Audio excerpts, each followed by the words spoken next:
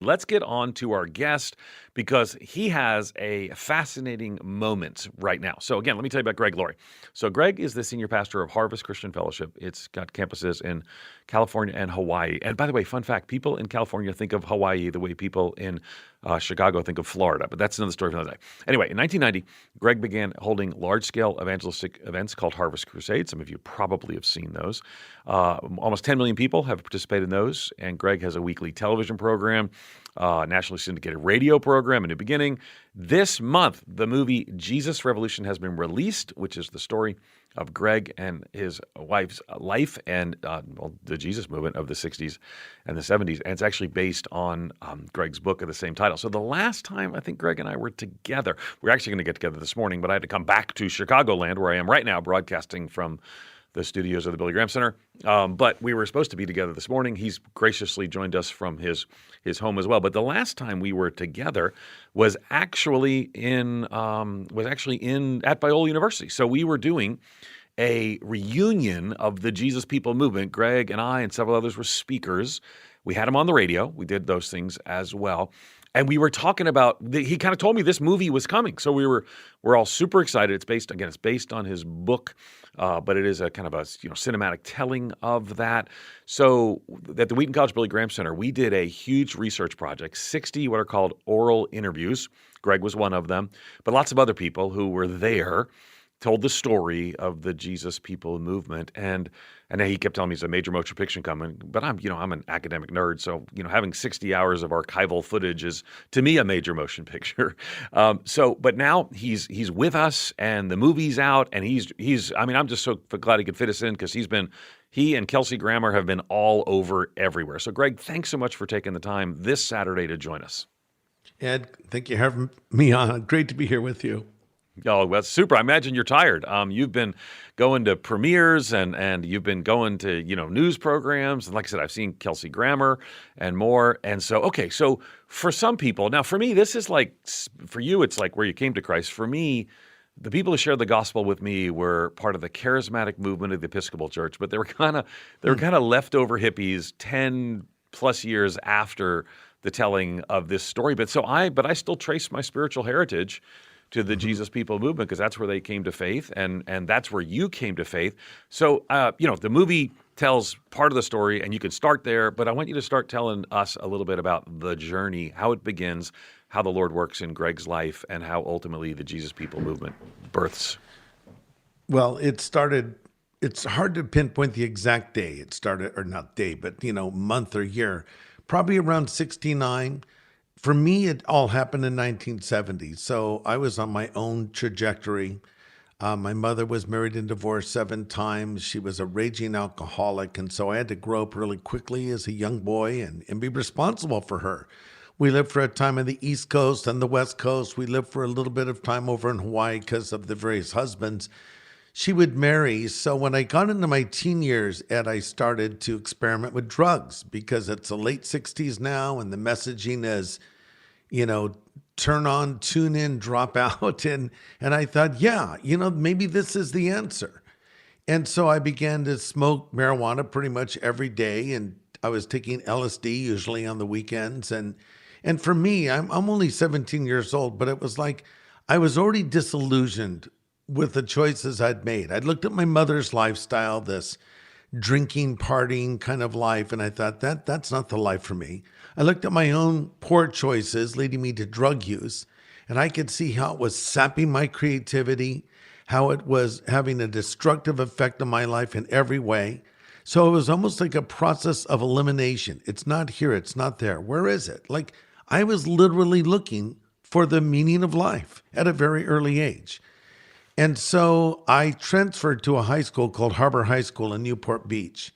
I'd been going to another high school called Corona Del Mar High School, which was sort of a high school with a lot of, very affluent young kids attending. Harbor was a little more, a lot of people went to Harbor from different backgrounds. But the thing on Harbor was like big drug culture over there.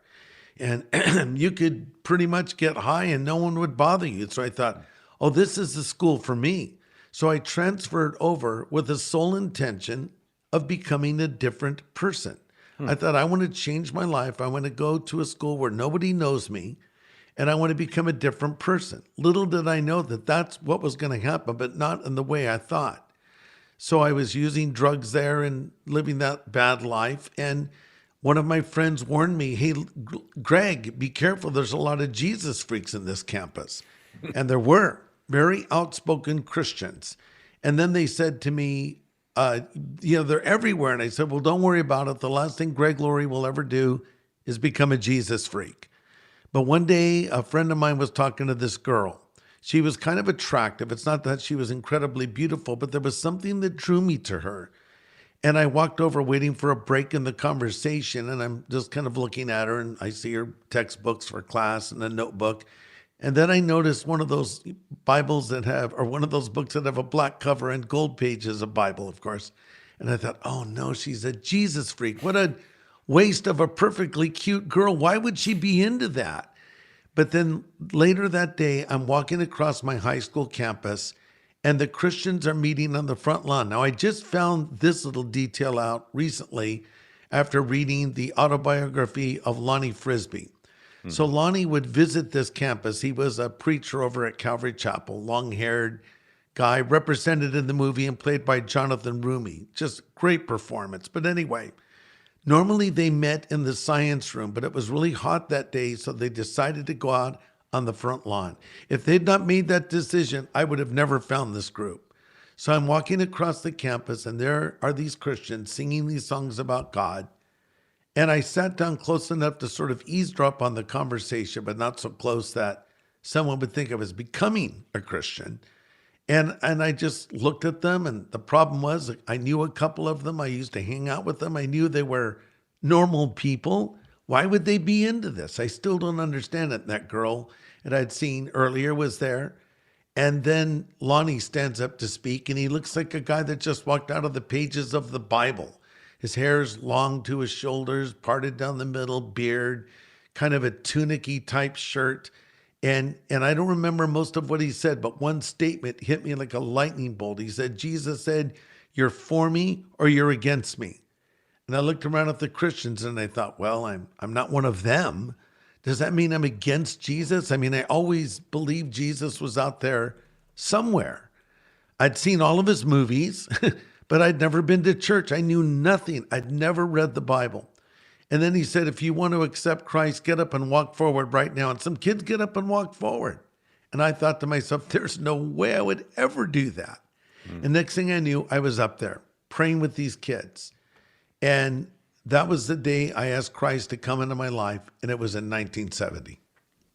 Wow. Wow. What a great beginning. What a great story. And of course, the book, the movie is based on the book. And Yes. we're going to talk some about how that kind of leads to these conversations. By the way, I should mention as well, I've just looked up here on Deadline. I don't know much about movies, but here's what Deadline is saying about the movie right now. It says Lionsgate Kingdom Story Company, faith-based title, Jesus Revolution, respectively opened to $21.1 million, originally projection the high teens. So, and an estimated 14.5 million projected to single digits. So great, big news. People are listening. We're going to continue our conversation and take your calls about Jesus Revolution in just a moment. Stay with us.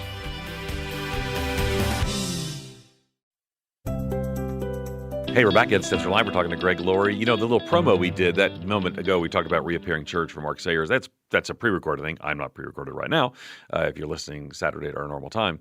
But it's interesting. Even there, it talks about some of the spiritual renewal things. Mark wrote about that. We've all been sort of hopeful towards a spiritual renewal. And I often tell people that in our lifetime, in my lifetime, you know, I was born in the late 60s. In our lifetime, we have seen spiritual outpouring. We've seen a spiritual awakening. And again, we're walking through times right now that are tumultuous and turbulent. I mean, the issues are different, but not totally uncommon. History doesn't always repeat itself, Mark Twain once wrote, but it tends to rhyme. So here we are in a time that feels a lot like maybe the late 60s, early 70s, different issues, but a lot of tumult, a lot of turbulence, and we're praying for such an awakening. And what a great time for this movie to come out. So this Jesus Revolution is based on your book, tells it through kind of your real life experience, points us to some of these things that take place, to the Jesus movement. But so we started with kind of your conversion experience, and I love that. I never get over the fact that I was dead in my trespasses and sins, and Jesus made me alive. But then, I mean, at some point, you're like, something's going on here. It's more than just a bunch of hippies. I mean, I love the fact that you have hair in the movie. For those of you who don't know Greg, it's been a long time since he possessed such follicles. Yes. But at some point, you realize something significant is going on here. My heart has changed. But there's a movement. Tell us when you start to see what's going on. Well, Ed, when I became a Christian, so I'm brand new in the faith, that weekend I actually went off to do drugs. No one told me what to do. No one gave me a Bible. No one explained it. So I prayed this prayer at lunchtime on my high school campus and had my plans for the weekend. So I go out there with my low-life druggie friends, and I had a bag of marijuana, and I was packing my pipe, getting ready to smoke it. And that same still small voice that spoke to me only hours earlier simply said, "You don't need that anymore." And so I said, "Okay, God, I don't understand this. I don't know what this is. But if you're real, you got to make yourself real to me in a way that I can understand." And I threw away my pipe. I threw away that weed, which was a big thing for me back then. And then so I go back to school. And some guy comes up to me. His name is Mark. He says, "Hi, my name is Mark. I saw you accepted Christ the other day, last Friday." And I was kind of defensive. "Yeah, so?" He says, "Well, I want to take you to church." And the only Christians I've been exposed to were the kids on my high school campus in this little Bible study. I said, "Oh, no, that's okay." And he goes, "No, you need to come to church with me." "No, I don't really want to." He goes, "Where do you live?" And I end up giving him my address, and he shows up at my house. I really don't want to go. He picks me up and he takes me to Calvary Chapel. So I walk into this packed out little chapel. And the first thing that happens is some girl that I don't know comes up and throws her arms around me and says, "God bless you, brother. Welcome." And I'm thinking, well, what is going on here? And all these people are singing these songs, and they're like, they've got their arms locked around each other, and they're swaying back and forth. And honestly, Ed, it was like kind of overwhelmed me. And let me explain. I came from a home where my mother never told me she loved me. She never hugged me. So to be in an environment where people are loving each other, hugging each other, actually was so foreign to me, I didn't want to be in it. I was uncomfortable. And so I was I realized the place was packed. There were no seats. I said, "Well, there's no seats, so I'll just go." And someone in the front row from my little high school Bible study recognizes me, gestures for me to come, and I join them. And I'm sitting in the front row now of this church with all these people worshiping, and it's just washing over me. I've never seen anything like this before. And then out walks Chuck Smith. Now, up to this point, I'd seen Lonnie, this really cool hippie preacher. Chuck walks out. He's a middle-aged guy. He's not a hipster kind of a preacher. He just sits on a stool. He opens up the Bible, and I'm immediately resistant because I was always having problems with authority figures and adult figures. A lot of that was due to my mom marrying all these guys and expecting me to call them dad. So I just was rebellious against adults in general and got into a lot of trouble because of it. Out walks this adult. And I look at him and I think, this can't be very good. And he begins to speak, and man, he won me over in a couple of minutes because his teaching made sense. It was understandable. First time I'd ever heard the Bible before. Well, I didn't know it, but I had literally walked into the middle of a spiritual awakening. And it wasn't until later I realized, oh, wow, that was an actual revival. In fact, it was the last great spiritual awakening in America. Agree, yeah. The Jesus movement. So that, it was not until sometime later that I realized how significant that particular time was. Fascinating. And I think that, when you're in something, you think it's normal. It's just, this is what Christianity Yes. must be like. But Exactly. it wasn't. And we long for that again. It's been interesting to see people talk about the Asbury revival and what does that mean? I think we're all sort of hungry, Greg. We want to see the advance of the gospel. We want to see men and women changed by the power of the gospel. We want to see our nation and the world transformed by the gospel. I do wonder when you wrote the book and then you see this movie come out. In the time, I mean, gosh, movies don't happen like in 3 weeks. I mean, this has been going on for a while. I do a seminar for pastors and church leaders, and I contrast 1968, which is, I think, when Lonnie, when Chuck's daughter introduced him to Lonnie, was 68. I think but somewhere around Yeah, there. that sounds about 68. right. There was a pandemic in 1968. There was Huh. called Hong Kong flu, H3N2, we'd say now. There Yeah. was there were protests, there were riots, there were assassinations, Yes. here we are in the 38th month of 2020. It does feel like we're in the middle of a cultural breakdown. Do you have any hope that we might see something again like a Jesus People movement today, or do we just need to stay faithful and continue to make incremental gospel progress? Or could we hope for a breakthrough, an awakening like that? Well, I think both. I think we should Okay. press on and just do what we do as Christians and fulfill the Great Commission to the best of our ability. But having said that, I have hope for another great spiritual awakening. And I would add to your comparison to 1968, a drug epidemic Yeah. that we're seeing repeated today, now with fentanyl and meth and other kinds Yeah. of drugs that are just destroying lives. And also the fear of nuclear war. We were talking about that back in the day. I remember when I was a kid, we had bomb drills where we would hide under our desks, like in case a nuclear bomb went off. And I'm thinking, would a desk really have Exactly. protected That us? 3/4 inch press board will save you. But those desks were very sturdy back then, Ed. Yeah, they're probably still around today somewhere. Probably. But with all that's going on in Ukraine and with Putin's threats and with the talk of Armageddon, when the president uses the word Armageddon in a sentence, that's alarming. But Yeah. so yes, there are parallels, but I do see hopeful signs. Just in the last few weeks. Okay, so we have the Super Bowl, and we have these ads for He Gets Us. Okay, now people may take issue with some aspects of that campaign, but I love the fact that Jesus was being talked about on Super Bowl Sunday. Then we have this movie that's coming out. And by the way, this movie has already been seen by 1 million people. Wow. It just opened a few days ago. This movie is really on fire right now. And the best kind of promotion for it is word of mouth. And it got a 99% rating on Rotten Tomatoes. The people love it.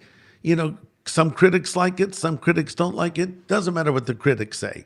This movie is connecting because it's a real life story, and I think it connects to people of all ages, of all backgrounds, men and women, boys and girls. People connect to this story. But I think what's happening in Asbury is a very hopeful thing. And I think people maybe overly mystify this concept of revival.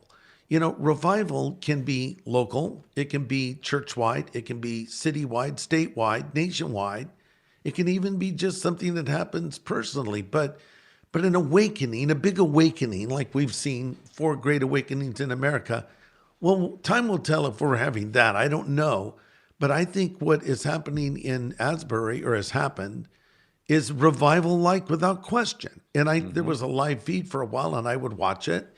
I see a lot of young people worshiping God, repenting of their sins. I saw someone get up there on the stage and talk about the importance of sharing the gospel and obeying the word of God. And I'm thinking, okay, this all looks good to me. So I think people that want to play armchair quarterback and nitpick, who haven't been there and haven't seen it, why would we not be totally supportive of and thankful for a bunch of college students with all they're going through today, with their escalated suicide rates and their depression, especially as you look at that new CDC report that just came out about how sad and depressed teens are, and especially young girls. Yeah. Why would we not rejoice in something like that? I, for one, thank God for it, and I hope we see more of it. It'd be interesting to see, this is the first Twitter age revival or outpouring. Yes. And it'd be interesting to see, Greg Laurie, he got saved, but he went and did drugs the next day. And, you'd be all over Twitter. And, it would be, I can't imagine, the Lonnie Frisbee comments or the Chuck Smith comments. So, I wrote a tweet, just leave these kids alone. Let them lean in to, and at the same time, we're, our mutual friend Nick Hall's doing a meeting at the Roop Arena in Lexington tomorrow, on February 26th, which Lexington just north of Wilmore. So we're praying. We want to see that kind of outpouring. But I do want to encourage people to see the movie. Again, the movie's called Jesus Revolution, and again, it's based on the book that Greg Laurie wrote by the same name, and I think it's an important conversation to say, what would an awakening look like today? And it's interesting because that was kind of the hippies, and Lonnie Frisbee is just such a fascinating character, and there's you can't tell the whole story in a 2-hour film, but there's such a fascinating journey that goes there.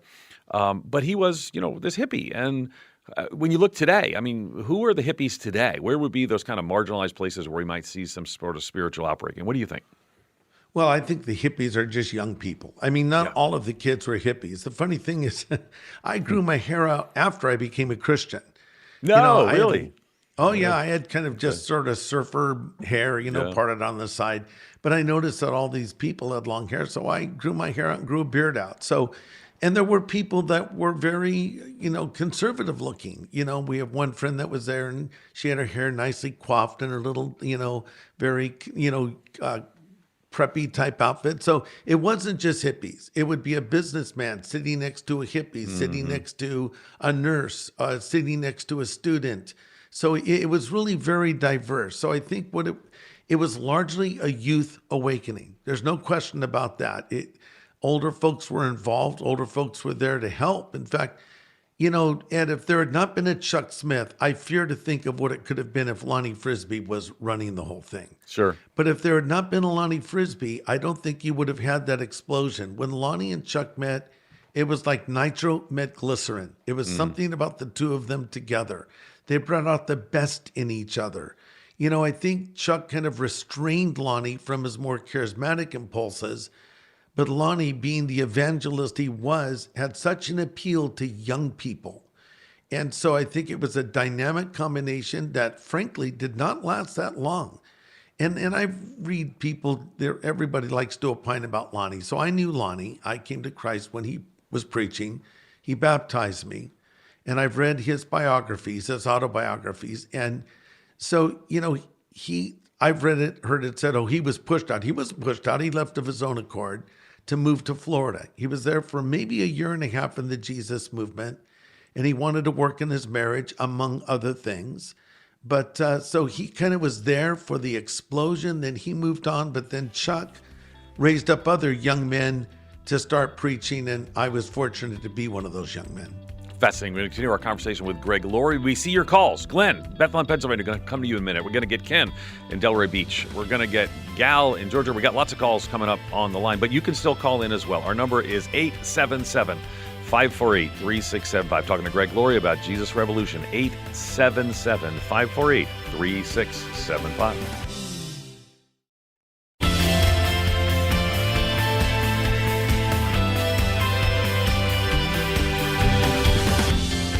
Hey, we're back. Ed Stetzer Live. Continue our conversation with Greg Laurie about the movie Jesus Revolution. I encourage you to see it this weekend. It just came out last night, and you can see it today, you can see it tonight, and more. Actually, I got a caller on the line who actually saw the movie, and he's kind of maybe a fact checker. We might actually call him a fact checker. His name is Brian Broderson. He's the pastor of Calvary Chapel, Costa Mesa, Chuck Smith's successor there.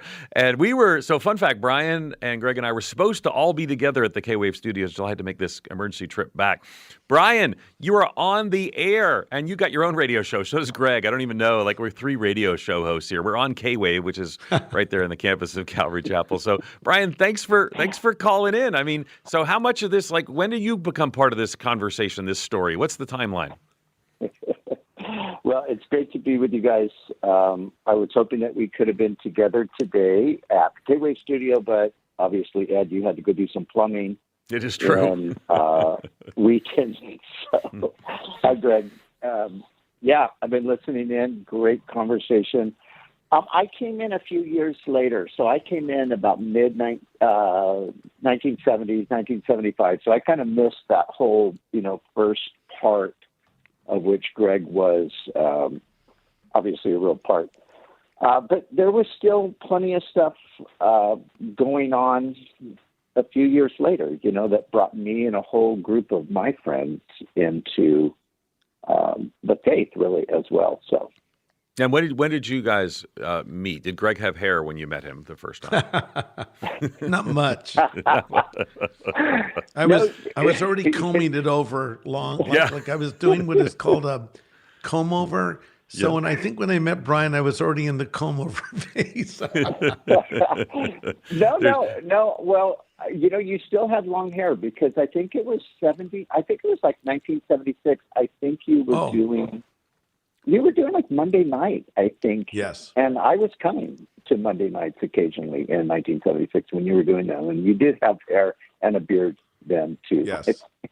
That's so great. That's so great. And here we are. We're a few decades after that as well. Brian, I wonder, you saw the movie. We need an endorsement of the movie right here. And any question you have that flows from the conversation today. Yeah, I did see the movie. Actually, Greg invited me a few months ago to see the movie when it wasn't totally completed. And then the other night, I went to see it with a friend. And yeah, I loved it. I just feel like it is. Greg and I were having a little text conversation last night. I just think the timing of it is really extraordinary because, of course, John Irwin had a plan much earlier to, do the movie and get it out there. And then the pandemic came and shut everything down. But I just feel like there's a providential thing here for the timing of the release of the film. So, yeah, I think it's great. Lots of, I was saying to you last night, Greg, it's fascinating to me how many unbelievers are going to see the film and not even being taken by their Christian friends. They're simply, there's an interest and they're going. And I think that is fantastic. Yeah. Maybe they went to go see Cocaine Bear and got redirected by the. I love the fact that you're like taking on Cocaine Bear. Cocaine Bear is a little ahead, but I think we're gonna beat Cocaine Bear. So I think ultimately we will. Yes. So good. Well, Brian, thank you so much for calling in and having a little fun with Thanks, us. Brian. And we owe each other a visit. So now I'll be back in SoCal soon. We'll have to all get together. Right now, Greg's being spreading the word as a movie star. And so we're just glad to be able to jump in. So thank you, Brian. Thanks, guys. Okay. So Greg, back to you. So I mean, right now it is interesting that the other movie is. I watched some of the Kelsey Grammer interviews, and he talked about his goal was to beat Cocaine Bear, which I don't really fully understand what that movie is about. Maybe I don't want to. But how has the response been? You mentioned that the critics have their views, but what I was interested in was in some of the critics who are actually like not Christian critics. Like I tend to like things because I see Jesus represented. But in Dennis Harvey in Variety said one of the most appealing faith-based big screen entertainments in a while, polished and persuasive without getting too preachy. Now that that's not in Outreach Magazine where I serve as the editor-in-chief. Yeah. So you saw the critical response. That's great, and that's fine. But what are you hearing from people who are seeing them? I know you're getting texts from people like me and others. What are you hearing out there? Well, I'm hearing a consistent message, and the message is people are saying, one person said, the one disappointment in the film was when it ended. And people are saying we laughed, we cried. People cheered at the end of the movie. John Irwin told me he's never directed a film where people cheered in the middle of a film. But I think it's because it really connects to our world as Christians. It's authentic, it's real, it's accurate. But I think it connects to non-believers because it shows us as Christians at our very best. Meaning, here's a pastor, Chuck Smith, who opened his heart and opened his doors to young people who were searching. And there was love there. We talked so much about love back then. And a person could come in and feel loved and feel welcomed. And I think that resonates with our culture today, especially with young people. They want to be loved. They want to be welcomed. Now, that doesn't mean that we remained in our sin. As what the idea was, you come to Jesus and then you're going to be changed and you're going to repent. Because I quickly turned away from that drug lifestyle I'd been living in. And it was replaced with a passion for God and a hunger for the Bible and a desire to share my faith and to grow spiritually. And ultimately, when I got married, to be a good husband and father and a responsible person. But And then there was a call that came on my life for ministry. But like, here's just one little story someone sent to me. They said, we saw the movie, and after the movie was over, the staff was cleaning up, so we were leaving. And then there were some college kids listening to us talking, and they followed us to the hallway and started asking questions like, all you have to do is pray? Do you have to go to the beach to be baptized? What happens next? And this person says, at any rate, they all accepted Christ. And now we're going to help them get plugged into a church, and we're going to go back tomorrow night and be available for other people. And so this is the kind of story I'm hearing of people. On the Wednesday night that we released it, Ed, I filmed a 8-minute gospel presentation that I did on the beach, sort of filmed in a cinematic way so it would fit the film. And so we had people accepting Christ in the theaters. I had one person say, I heard people around me praying out loud, asking Jesus to come into their life. We had pastors on hand. We had Bibles on hand. So we're doing our best to try to keep up with this thing. But I've never heard of anything quite like this, doing evangelism in movie theaters on this scale. And you have a major studio, Lionsgate, that's throwing their complete weight behind this. And as the film performs well, which it has in its opening weekend, they will spend more on promotion and they will add more screens. So more people will see it. So in its theatrical release, I think 10 million people will see it. And when it goes on streaming platforms, I'm told upwards of 100 million people will see this movie. Oh, that's so great. That's so great. Okay, good. We're going to take a call from Virginia in Cleveland. Let me mention regarding Cleveland that we're coming up to the Walk Worthy Men's Conference, Cleveland, and it's March 4th, so it's super, super soon. And I want to encourage you, I'll be there speaking. Several other team members will be as well. It's really, they say Cleveland. It's not really Cleveland. It's down in Canton. But either way, our caller is from Cleveland, or Cleveland radio station. Virginia, you're live on the air with your question or your comment for Greg. Go ahead. Hi, Pastor Greg. I was at the movie Wednesday night. I saw the pre and the post of the movie, the whole thing, and I thought it was just so moving that you prayed for and with the audience. I went back to see the movie again Thursday night. I just thought the movie was fabulous. The only thing is I was disappointed that you didn't do that prayer at the end again. I thought it was phenomenal.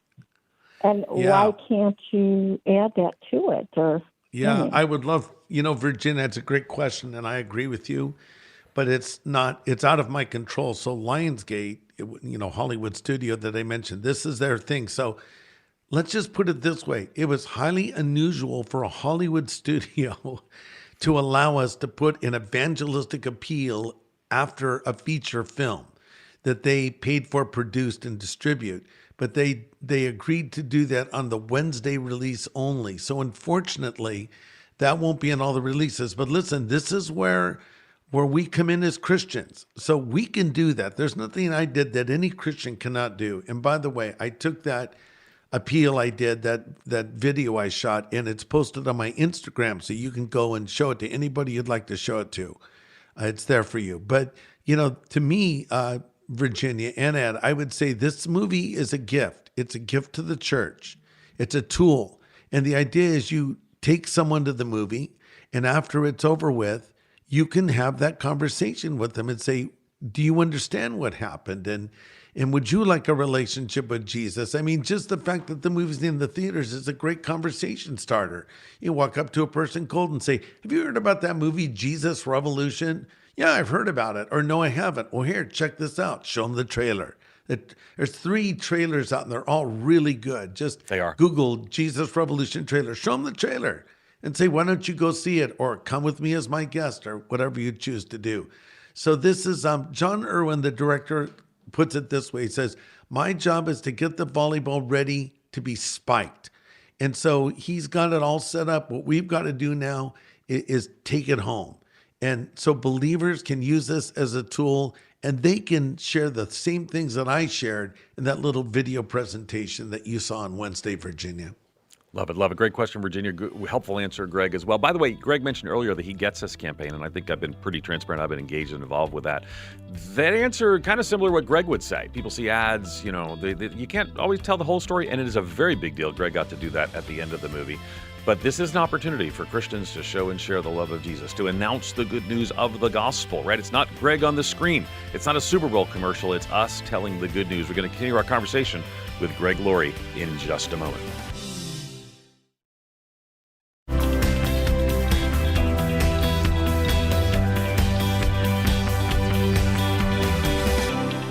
Hey, we're back having a conversation with Greg Laurie. We're talking about the film Jesus Revolution. This is the weekend. It's when you talk about premiere, it's sort of like there's an early premiere, and then they're going to have a preview, and then the movie comes out. I came out the 22nd, but this is the weekend. So I want to encourage you. This is the premiere weekend, and that's when these numbers all get reported. So I want to encourage you to go see Jesus Revolution. I've been fascinated about the Jesus People movement, largely because, some of these people 10, 15 years later deeply influenced my life. And so we did this study that if you go to edstetzerlive.com, you'll find JesusPeopleMovement.com linked at the bottom, in addition to the Greg's bio, the movie, links about Greg, that links at the bottom. Greg's, we did an interview with us. It was a couple years ago, and that's their audio interview. Brian, too, that had called a little while ago. And then lots of fun video interviews with people like Odin Fong and all people Greg would know. I won't go through them all, but Greg would know them all because they walk through some of these things together. All right, let's go to the calls. Let's go to Eve in Chicago, Illinois. Listen to WMBI. You're live on the air. Eve, go ahead. Yes, my question was, my statement was, I saw the movie last night, and it was just fabulous. I give it a 10 plus. I was wondering if you guys, why it wasn't mentioned in the movie about the Messianic movement that started with Jews for Jesus and Chosen People Ministry during that 70s movement. No, super question, Eve. So, and again, I would add too, I want you to address that, Greg, but I mean, there's all kinds of things like, Lonnie Frisbee's story is complex. There's all kinds of things that I wanted to be like a documentary of 15 hours, but how do you decide what, like in answer to Eve's question, how do you decide what, like that didn't make it in there, what else didn't make it in there? How do you decide that? Well, first of all, I would say that, John Irwin is the one who wrote the script and directed the film. So it really wasn't my film to direct and so, and timelines are compressed and stories are changed a little bit. Sometimes two people become one person. For instance, my wife, Kathy, has other siblings, but she only had one sister in the movie, so we can't cover everything. Are those other sisters unhappy with that, or how does that work? They may. No, I think they're fine. But basically, this is just a story of what happened in a certain place at a certain time at Calvary Chapel of Costa Mesa. This is not about the whole movement. Yes, there was and is a messianic movement that was happening at the same time. Another thing that happened was like a Catholic charismatic movement. Yeah. And being filled with the Holy Spirit. So there were all kinds of things happening all over the country. It happened on the East Coast. It was happening in Texas. It was happening in the UK, like little fires popping up. So we're just telling a very specific story of what happened here in California in our little piece of real estate. But there's so many Jesus movement stories of what God did and what God is doing. And like you said, Ed, we're still being influenced by it today. So it's alive and well. Yeah, and the charismatic movement of the Episcopal Church, right? That's where, I hear the gospel and it kind of flows in and out of there, So I wanted you to, because you have some connection even with that in your own early journey, and I wanted to include that part. So all of us, I think, who know the history wanted more. I guess that's always the case, though, when you see a movie. Okay, we got about a minute left, Craig, but I want to hear, our country, our world is in need of a Jesus revolution. Tell us how you hope this movie stirs up the hearts of God's people. About a minute left. Well, it's been said that the theme of revival spreads the flame of revival. We're hoping and praying that by seeing a genuine revival story that actually happened, that people will be inspired to pray, Lord, do it again. I would also add, Ed, that this is a great tool. Like it's in a theater near you, wherever you're listening. There's a theater showing this movie. Grab someone you know that is not a Christian, buy them a ticket, take them to the movie, and have an evangelistic conversation when the film is over. And I think you just may see a person come to know Jesus Christ. Love it, love it. Well, let me just say, Greg, you can tell I'm very excited about the movie. I'm excited about the Jesus People movement, and I'm just glad to have my friend Greg Laurie on. And so I hope you have been encouraged today. One of the things you can do if you listen to this program, like I want others to hear this, you can actually go to edstetzerlive.com, click the link, send it on, because within about an hour after this program's over, it's available there. But again, go to the movie this weekend. I mean, again, this is not the worst thing in the world. Go to a movie, sit down, relax, enjoy it. As well, see Greg Laurie with hair and so many other great things that'll be there as well. So again, thanks again for listening to here. Thanks to my guest, Greg. Thanks for our callers as well.